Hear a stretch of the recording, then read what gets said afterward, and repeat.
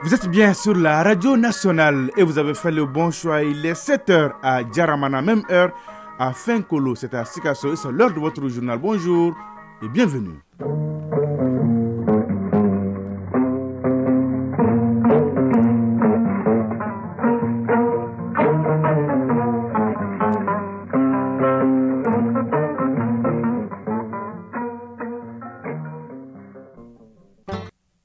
Mais l'actualité, la première édition de ce mardi 26 septembre 2023. Tout d'abord, la couleur du temps sur Bamako est environ 24 degrés ce matin. C'est un mardi ensoleillé dans l'ensemble. Possibilité de pluie 20%, humidité 58%, du vent 10 km à l'heure et la maximale attendue est de 36 degrés. Le journal Sidiki Dambélé. Mesdames et messieurs, à la une de cette édition, le réaménagement du calendrier électoral février 2024 ne tiendra plus pour des raisons techniques. Annonce faite hier par les ministres de l'administration territoriale et de la décentralisation, porte-parole du gouvernement. Autre décision des tâches, le gouvernement organisera seulement et exclusivement l'élection présidentielle. Tous les détails à suivre dès le début de ce journal. À la une également, cette bonne nouvelle pour les consommateurs de thé. Des investisseurs chinois et maliens sont à Farako pour prospecter et relancer les activités de l'usine de thé avec des technologies chinoises. Nous ferons le point avec Moussokoro Sereme de notre bureau régional de Sikasso. L'actualité internationale à suivre en pointillé avec Awa Dit Ma Kamara ce matin. Bonjour Awa Makamara. Bonjour Sidiki Dambélé. De quoi va-t-on parler ce matin? Bonjour à tous. Alors, nous aurons une page inter bien fournie. Nous allons en RDC, en Égypte, aux États-Unis, en Chine, à Madagascar et voilà, attendez-vous à un tour complet. À tout à l'heure donc pour le développement. La chronique initiative citoyenne avec Ousmane Dao qui nous ouvre les portes de l'association des scouts musulmans du Mali, une association très active dans le domaine humanitaire et dans la construction citoyenne. Enfin, la page des sports avec l'athlète de jour et de nuit. Saragatou Sissé, bonjour. Bonjour, Sidiki Dambélé. Est-ce que tout va bien, Saragatou? Ça va, alhamdoulilah. La une de votre page. Après son succès éclatant 7 buts à 1 de l'aller, le Mali reçoit cet après-midi les fauves de la Centrafrique. Nous entendrons la défenseur des Aigles, Goulou Sogori, appelant ses coéquipiers à la concentration jusqu'au coup de sifflet final. L'actualité, c'est aussi la Coupe du Monde du Mali de handball et la phase interligue de basket à Koulikoro. L'insolite du jour mettra fin à cette page des sports. Et voilà pour le sommaire. Vous êtes prêts? Eh bien, nous aussi. C'est parti. Une fois de plus, bonjour et bienvenue. Un léger report de l'élection présidentielle. Ce ne sera plus en février 2024 comme initialement prévu. Le nouveau chronogramme sera établi très bientôt par le gouvernement et l'autorité indépendante de gestion des élections. Annonce faite hier par le ministre d'État en charge de l'administration territoriale, porte-parole du gouvernement au cours d'un point de presse. Report qui s'explique selon lui par des raisons purement technique. Autre information détail, le gouvernement décide d'organiser exclusivement l'élection présidentielle pour sortir de la transition. Les autres scrutins seront organisés par le nouveau pouvoir. Je vous propose d'écouter le colonel Abdoulaye Maïga au micro de Mamadi Kone. Après un examen minutieux du chronogramme des réformes politiques et électorales et en considérant la détermination sans faille de son Excellence, le colonel Assimi Goïta, président de la transition, chef de l'État, d'effectuer un retour à un ordre constitutionnel apaisé et sécurisé, après avoir mené des réformes politiques institutionnelles prioritaires, le gouvernement de la transition informe l'opinion qu'il décide d'organiser exclusivement l'élection présidentielle pour sortir de la transition. Les autres élections feront certainement l'objet d'un autre chronogramme qui sera établi par les nouvelles autorités sous les directives du nouveau président de la République. Toutefois, les dates de l'élection présidentielle initialement prévues pour le dimanche 4 février 2024, le premier tour, et le dimanche 18 février 2024, le second tour, éventuellement, connaîtront un léger report pour des raisons techniques, notamment, petit a, la prise en compte de nouvelles dispositions constitutionnelles dans la loi électorale, en particulier l'augmentation des délais entre les 2 tours des élections présidentielles. La prise en compte par l'EGE, l'autorité indépendante de gestion des élections, des résultats de la révision annuelle des listes électorales du 1er octobre au 31 décembre 2023 dans le fichier électoral à partir de janvier 2024. Seul moyen d'assurer une large participation des Maliens aux prochaines élections. La gestion de la prise en otage de la base de données du recensement administratif à vocation d'état civil, le RAVEC par le prestataire IDEMIA, une société française. Le gouvernement de la transition précise que les nouvelles dates de l'élection présidentielle feront l'objet de communiqués ultérieurement après échange avec l'autorité indépendante de gestion des élections. Au sujet de la prise en otage de notre base de données du RAVEC, malgré notre démarche constructive, l'entreprise IDEMIA est restée catégorique. Or, 5 271 882 000 francs CFA restent dus à date à IDEMIA. En d'autres termes, le contrat signé avec cette société en 2018 portait sur une solution propriétaire dont le Mali n'a pas le code d'accès. Et c'est la raison pour laquelle la base de données RAVEC est arrêtée depuis mars 2023. Les conséquences lourdes de cette situation sont entre autres l'impossibilité d'enrôler les nouveaux majeurs et in fine de les inscrire sur le fichier électoral. L'impossibilité de mettre à jour les fiches individuelles descriptives ou de faire des corrections. Enfin, le ralentissement de la production de la carte nationale d'identité biométrique sécurisée, etc. En vue de trouver des solutions urgentes, le ministère de l'Administration territoriale et de la décentralisation a pris les mesures suivantes. 1. La mise en place d'un système de génération de numéros NINA temporaire qui a permis, à titre illustratif, à certains pèlerins d'obtenir leur passeport puis d'effectuer le Hajj à la Mecque. 2. La saisine du vérificateur général du Mali afin qu'il procède à un audit du contrat IDEMIA. Les résultats de l'audit effectué sont disponibles avec 15 irrégularités constatées. Notamment, le ministère de l'Administration territoriale et de la décentralisation a passé le marché sous le sceau des intérêts essentiels de l'État sans requérir l'autorisation préalable du Premier ministre. Le ministère de l'Économie et des Finances a irrégulièrement autorisé une entente directe pour conclure le marché sous le sceau des intérêts essentiels de l'État. Le ministère de l'Administration territoriale et de la décentralisation et le ministère de l'Économie et des Finances ont signé le marché sous le sceau des intérêts essentiels de l'État sans avoir l'autorisation du Premier ministre. Après constatation de ces irrégularités, le vérificateur général du Mali a transmis le dossier au pôle économique et financier. 3. Le refus d'engager une procédure de paiement auprès du ministère de l'Économie et des Finances pour le paiement des 5 milliards de francs CFA à la société IDEMIA.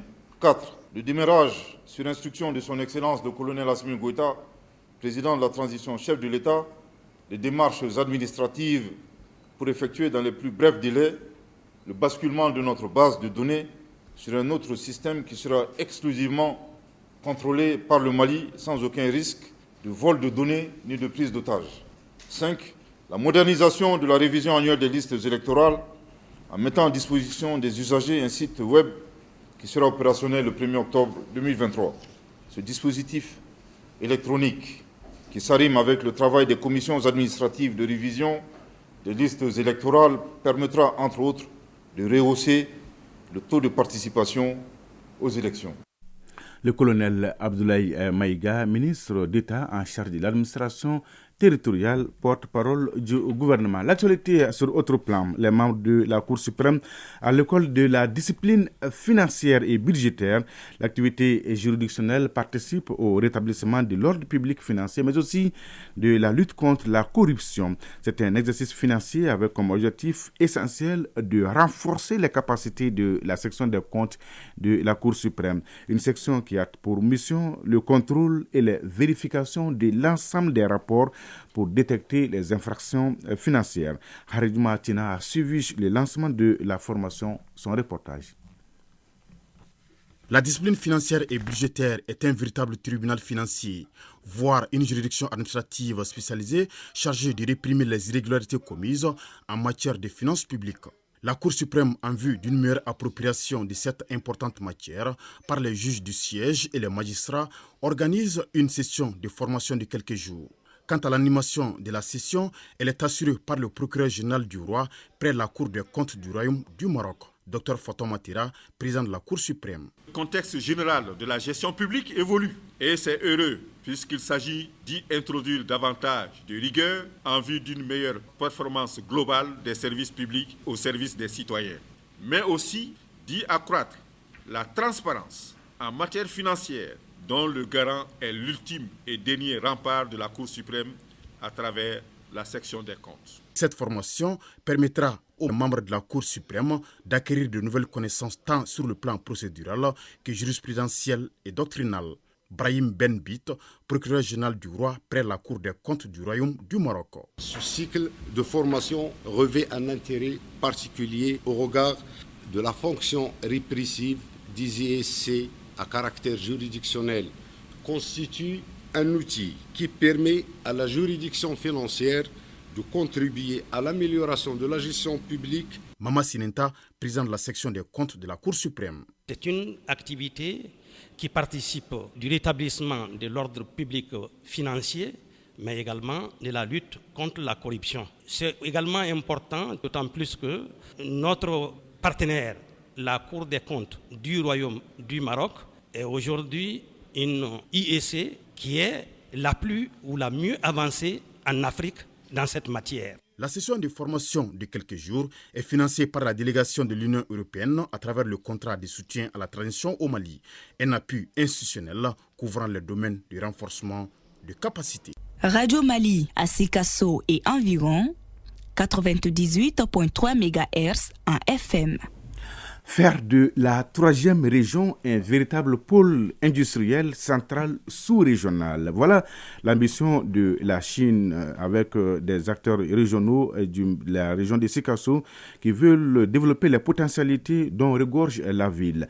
Une délégation composée justement des responsables d'entreprises industrielles chinoises et maliennes et des membres de la Fédération des associations d'amitié Chine-Afrique se sont rendus à la ferme de thé de Farako dans la commune de Fenkoulou. C'était justement pour voir concrètement quelles dispositions prendre pour renforcer les activités de l'usine de fabrication de thé avec les technologies chinoises. Au Artem Sikasso, les reportages d'une grande consommatrice de thé, Moussokoro Séremé, de notre bureau régional. Des restes de graines de thé, des équipements de production et un bâtiment en état de dégradation très avancé. Voilà ce qui reste de l'usine de thé de Farako, construite en 1964 et en arrêt depuis 2014. Après 10 ans de long sommeil, c'est une nouvelle vie que l'usine s'apprête à connaître grâce au jumelage entre la ville de Changsha à Hunan en Chine et celle de Sikasso au Mali à travers la zone économique spéciale Escabo, Sikasso, Korogo, Bobo-Dioulasso, Liu Henhi, PDG du groupe Gochi Holding. Lors de la troisième édition de l'exposition économique Chine-Afrique, son groupe a signé avec l'agence malienne de la gestion et l'aménagement des zones industrielles un projet de 280 millions de dollars par rapport à la relance du projet Sikobo, la zone spéciale économique. Donc ces choses-là permettront maintenant de pouvoir amener une grande partie de la technologie, du savoir-faire chinois. Farako répond à tout ça parce que c'est l'agriculture et c'est l'industrie. Abdoulaye Maïga, directeur général de l'Agence pour l'aménagement et la gestion des zones industrielles. L'agence a invité ses partenaires que sont les collectivités parce qu'on était déjà dans un processus de décentralisation. Donc l'État a pris une grosse part du capital, mais également la Chambre de commerce et d'industrie, le patronat, donc le secteur privé, et finalement les ordres professionnels. Elle assure pleinement ce rôle de développement, de recherche de partenaires, de sécurisation des sites dédiés à l'industrie, à l'installation des entreprises industrielles, qu'elles soient nationales ou étrangères. L'usine, ouverte en 1972, aura fait vivre plus de 200 employés permanents et 900 saisonniers pour 700 ménages. Et cette visite de prospection de la délégation chinoise constitue une aubaine pour les autorités communales. Kalfa Sanogo, maire de la commune urbaine de Sikasso. On a vu Ségou à Comatex, on a vu les rails, le caille, et le symbole le plus fort de Sikasso, c'est la reprise du thé Farako. C'est un lieu non seulement de production de thé pour toute la sous-région, et ça va diminuer aussi l'importation de thé. En marge de cette visite, la délégation chinoise a aussi rencontré les autorités politiques et administratives, les organisations fêtières et des responsables des services techniques déconcentrés de l'État. Objectif, jeter les bases d'une coopération durable et multisectorielle entre la ville de Sikasso au Mali et Changsha en Chine. Sikasso, Msokoro Sereme et Suleiman Bamba pour l'ORTM. Mais l'actualité, première édition d'ici mardi 26 septembre 2023, il est 7h15 à Nkourala. À suivre l'actualité internationale avec Awadit Ma Kamara. Rebonjour Awadit Ma Kamara. Rebonjour Sidiki Damele. Que se passe-t-il donc au Burkina Faso? Eh bien, le Burkina Faso a suspendu Jeune Afrique jusqu'à nouvel ordre. Pourquoi donc? On va le savoir tout de suite. La chronique initiative citoyenne au menu avec Ousmane Daou et la page des sports avec l'athlète Sragatou Sissé. Rebonjour Sragatou. Rebonjour Sidiki Damele. On va parler de quoi dans l'insolite du jour? L'histoire d'un supporter dont son équipe Menosco n'a pu tenir. À la fin du match, il oublie la clé de sa moto. Stop. Les restes de la page des sports. Les jingles et on se retrouve.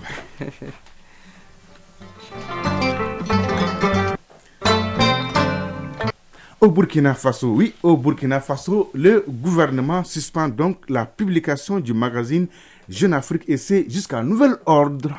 Et oui, le gouvernement a décidé en toute responsabilité de la suspension jusqu'à nouvel ordre de tous les supports de diffusion de Jeune Afrique au Burkina Faso à compter de lundi, depuis hier, peut-on lire dans un communiqué. Cette décision fait suite à la publication d'un nouvel article que les autorités burkinabées qualifiées de mensonger, le porte-parole du gouvernement qui accuse le journal d'intoxication et de désinformation orchestrée par les officines occultes dont les maîtres à penser essaient de s'aimer le chaos au Burkina Faso. En RDC, de fortes réactions, à Wadit Makamara après les accusations de Corneille Nangaa à l'encontre de Félix Tshisekedi. Les graves accusations de Corneille Nangaa à l'encontre de Félix Tshisekedi sont au cœur des discussions depuis samedi. Dans un communiqué, l'ancien président de la commission électorale au moment de la présidentielle de 2018 a accusé le chef de l'État de mentir. Il affirme qu'un accord politique avait bien été trouvé à l'époque avec Joseph Kabila pour permettre une transition pacifique à la tête du pays avec l'accord de 3 puissances africaines. Corneille Nangaa affirme en avoir été l'un des co-rédacteurs. Des inondations en Libye, 8 responsables sont en détention provisoire. Et vous savez pourquoi? Pour négligence et mauvaise gestion. Effectivement, le procureur général de Tripoli a ordonné la mise en détention provisoire de 8 responsables qui travaillent dans le secteur des barrages et de l'eau. Une décision qui fait suite à la catastrophe de Nderna. Il y a 2 semaines, 2 barrages submergés par des pluies torrentielles avaient cédé, dévastant cette ville de l'Est. Les rescapés dénoncent négligence et corruption. 16 personnes sont pour le moment visées par l'enquête. En Égypte, Awadit Makamara, la présidentielle, notez bien, aura lieu du 10 au 12 décembre 2023. L'autorité nationale égyptienne des élections a dévoilé hier les dates des prochaines échéances électorales. Le premier tour de la présidentielle égyptienne aura donc lieu du 10 au 12 décembre prochain. Accueil en musique, annonce en costume, c'est lors d'une conférence en grande pompe que l'autorité nationale des élections a dévoilé son précieux calendrier aux centaines de journalistes et la campagne électorale pour la présidentielle débutera le 8 novembre avant un premier tour du 10 au 12 décembre. Élection est toujours et direction Madagascar où la sécurité est renforcée à 1 mois et demi de la présidentielle. L'armée est en alerte orange et la sécurité est renforcée dans la capitale du pays pour une durée indéterminée. Ce sont en effet les dispositions qui viennent d'être prises au sommet de l'État pour parer à d'éventuels troubles à l'ordre public à 1 mois et demi du premier tour de l'élection présidentielle. Ouais. Sécurité très bien renforcée. Aux États-Unis, Biden et Trump à la course au vote ouvrier auprès des grévistes du secteur automobile. La grève dans le secteur automobile se poursuit et attire les candidats à l'élection présidentielle de 2024. Donald Trump et Joe Biden sont annoncés près de Détroit, la capitale américaine de l'automobile, pour montrer leur soutien aux travailleurs en grève. C'est Joe Biden qui ouvre le bal. Le président américain prévoit de rejoindre un piquet de grève ce mardi dans le comté de Wayne, dans le Michigan, où se trouve une gigantesque usine d'assemblage Ford actuellement à l'arrêt. Et en Chine, oui, pour terminer, des cadres de l'armée chinoise sont invités à purifier, Awaditma Kamara, leur cercle social. Effectivement, en Chine, l'armée populaire de libération invite ses personnels à la prudence quant à leurs relations. Ce conseil est suivi d'une mise en garde sur les rencontres avec de mauvaises personnes qui ont conduit à la destitution de dirigeants. Faites attention à vos fréquentations. Voilà en substance le message envoyé par la hiérarchie militaire aux cadres de l'armée populaire de libération dans un commentaire repéré par l'agence Bloomberg. Le quotidien de l'armée du peuple invite les officiers à purifier, je dis bien Siriki, à purifier leur cercle social et à pratiquer l'isolement physique qui serait, selon l'organe officiel, le moyen le plus efficace pour éviter les dangers et les tentations. Les repas ou la participation à des événements non nécessaires est à proscrire. Merci. Voilà, merci. Le tour d'horizon complet. Merci, Awaditma Kamara, pour ce tour d'horizon bien complet. Vous aurez droit à un bon café tout de suite. Merci bien. Des passages, nous allons souhaiter un très bon repos à Ba Traoré en vacances présentement. Et bonjour, Sragatou Sissé. Et bonjour, Sidiki Dembélé. Sragatou, donnez-nous l'heure, la bonne et la vraie heure. Il est 7h22 à Dogofiri. On se retrouve juste après les jingles.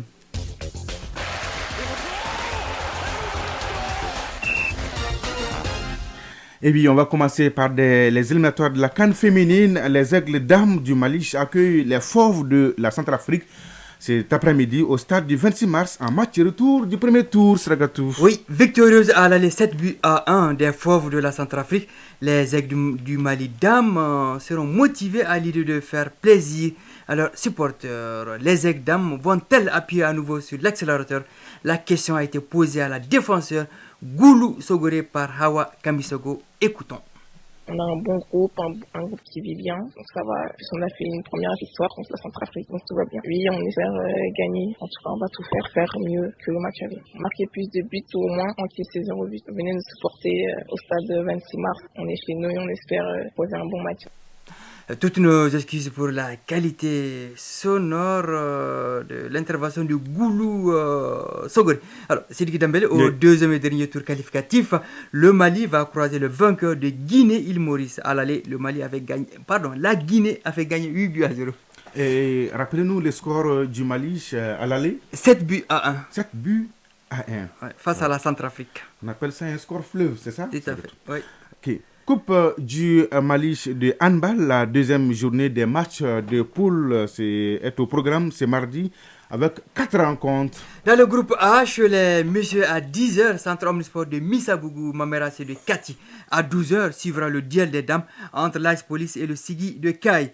Le plancher sera cédé à 14h au match du groupe B en série messieurs opposant l'USFAS au Centre Omnisport de Missabougou. Et à 16h, les dames bouclent cette journée avec l'explication USFAS Centre Maliano belge. Un mot de basket, Sragatou, avec la phase Interligue. La 6e et dernière journée se dispute ce mardi à Koulikoro. Journée de suspense. Les tickets de la montée en première division seront distribués en dames et messieurs au terme des affiches. AS Mandé CBD à 16h en dames et Commune 1 CBD à 18h en messieurs. Qu'est-ce qu'il nous reste, Sragatou? L'insolite du jour. Ah oui, je me perds dans mes papiers. On a débordé de 4 minutes. Non, on est dans les temps. Alors, l'insolite du jour. Un supporter d'un club de l'indépendance a passé une soirée très difficile, Sragatou. Ne tenant plus sur place, ce supporter atypique nous fait voir de toutes les couleurs. Vous l'avez suivi. Racontez-nous tout, Sragatou. Alors, notre héros du jour, grand supporter d'un club de l'indépendance dont on va taire le nom, se prépare à aller au stade pour encourager ses joueurs. Il refuse même le déjeuner proposé à la maison.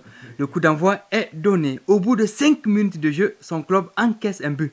c'est le début d'un long calvaire. Son club n'arrive pas à égaliser. À chaque occasion ratée, il essuie ses larmes. Ne pouvant plus tenir, il décide de quitter le stade, le moral au talon.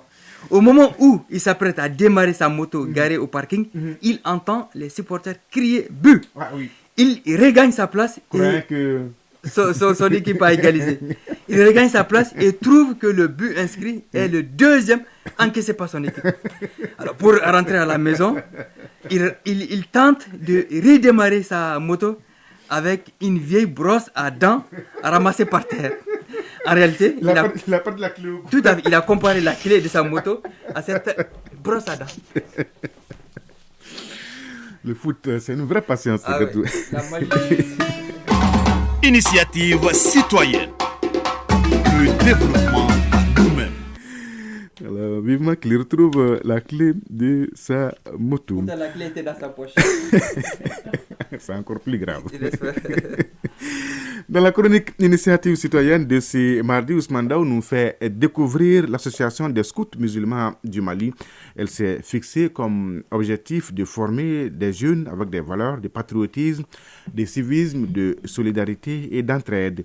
Les scouts musulmans du Mali sont aussi dans l'humanitaire avec la distribution de plus de 5000 repas aux personnes démunies et dans les hôpitaux. Découvrons ensemble cette association avec Ousmane Daou.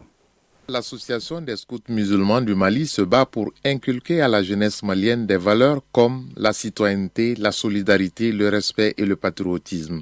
Pour ce faire, elle organise des camps de jeunesse, des sessions de formation et des journées de salubrité. Elle appuie aussi des scolaires en organisant des cours de soutien pour les élèves des classes de 9e et de terminale. Mais depuis un moment, les scouts musulmans du Mali ont aussi associé à leur action des distributions de repas aux personnes démunies. Abibou Savané, commissaire général des scouts musulmans du Mali. Au niveau de l'hôpital Gabriel Touré, il y a beaucoup de carrefours. Pour mener ces activités, les scouts musulmans du Mali sont soutenus par des personnes de bonne volonté et les membres de l'association. Les fonds, d'abord, c'est les scouts. Depuis le début, ce sont les scouts qui contribuent. Juste là, la contribution des scouts n'est pas à négliger. Et notre fonds provient, après les scouts, des personnes de bonne volonté. C'est-à-dire, quand vous vous engagez à faire du bien, il y a toujours de bonnes personnes qui vous aident. L'association des scouts musulmans du Mali traverse également des difficultés et compte sur l'appui de l'État dans un futur proche pour continuer à s'implanter partout au Mali car ses moyens sont limités. Par rapport à notre mouvement, nos principales difficultés vraiment sont les moyens. Nous avons fait beaucoup de choses, mais ça c'est à l'échelle de notre moyen. Nous avons toujours besoin de l'appui de l'État, de l'appui des partenaires pour pouvoir faire grand ce que nous avons commencé petit. Il y a des régions juste là aujourd'hui qui nous sollicitent, mais les moyens de transport nous manquent pour aller implanter les scoutisme là-bas. Au-delà de tout, les scouts musulmans du Mali ont des motifs de satisfaction. Abibou Savané, commissaire général des scouts musulmans du Mali. Et notre plus grande satisfaction aujourd'hui est d'avoir apporté une contribution à la construction citoyenne et à la formation de la jeunesse. Parce que tout ce que nous faisons aujourd'hui, ça se base sur l'homme même. Quand l'homme change, l'homme peut être capable de changer la communauté. Sensibiliser encore plus les jeunes, tel est le credo de l'association pour un changement de comportement. Et pour atteindre ces objectifs, les scouts du Mali ont un slogan « Former de bons citoyens pour avoir une nation forte ». 7h29 à Bougouni, à Bankas et à Kirani Kanyaga. C'est donc tout pour ces journaux. Merci, grand merci à Bourama Traoré et à Idrissa Damele qui m'ont aidé à la réalisation, aux opérations techniques à Lou Koulibaly. La mise en ligne est assurée par Cheikh Abdoulaziz Koulibaly et présentation Sidiki Damele. Merci de votre fidélité et de tous vos soutiens. C'est réconfortant. L'info continue sur votre chaîne tout de suite. La page météo suivie des avis divers avec Fousseni Djara. Et à 13h, vous avez rendez-vous avec Bemba Sibi pour la deuxième édition du journal. La pensée du jour, c'est un proverbe japonais.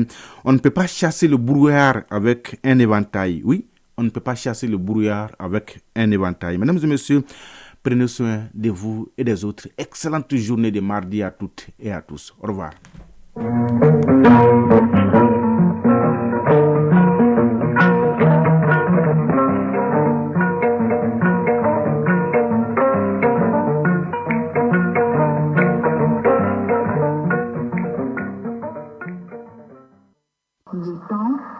ondes. Le temps sur les ondes, la météo est avec vous.